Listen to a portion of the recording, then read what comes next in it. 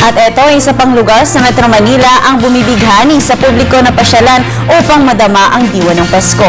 Ito ay ang kahabaan ng Baywalk sa Rojas Boulevard na gabi-gabi ay dinadagsa ng mga tao. Alamin natin ito sa ulat ni Bernard Tan.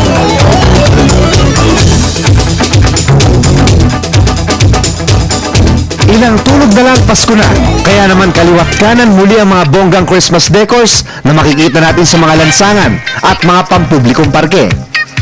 Sa Baywalk sa Rojas Boulevard, bonggang mga Christmas displays ang tiyak na bibighani sa atin habang tayo ay namamasyal kasama ang pamilya at mga kaibigan.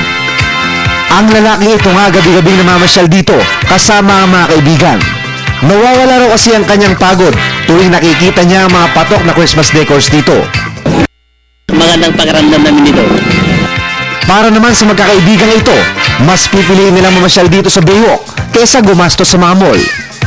Bukod sa libre, ligtas din daw ang mamasyal dito dahil maraming tao at maliwanag ang paligid. Siyempre, maging successful, yun lang naman. Sa umaga, hindi masyadong mapapansin ang mga Christmas decors na yan dito sa Baywalk. Kaya sa gabi na dumaragsa rito ang tao para mamasyal at maglibang. Kaya ang mga street vendors dito sinasamantala ang pagkakataon tuwing gabi para makapagtinda at kumita ng mas malaki. Pag marami namamasyal, nabili.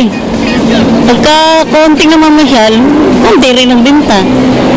Nagbubukas ang mga bonggang dekorasyon pamasko sa Baywalk mula alas 5 ng hapon hanggang alas 3 sa madaling araw. Kaya ano pa ang inaantay nyo? Tara na at magpasko ng maaga dito lang sa Baywalk. Para sa Telebisyon ng Bayan, Bernard Tan.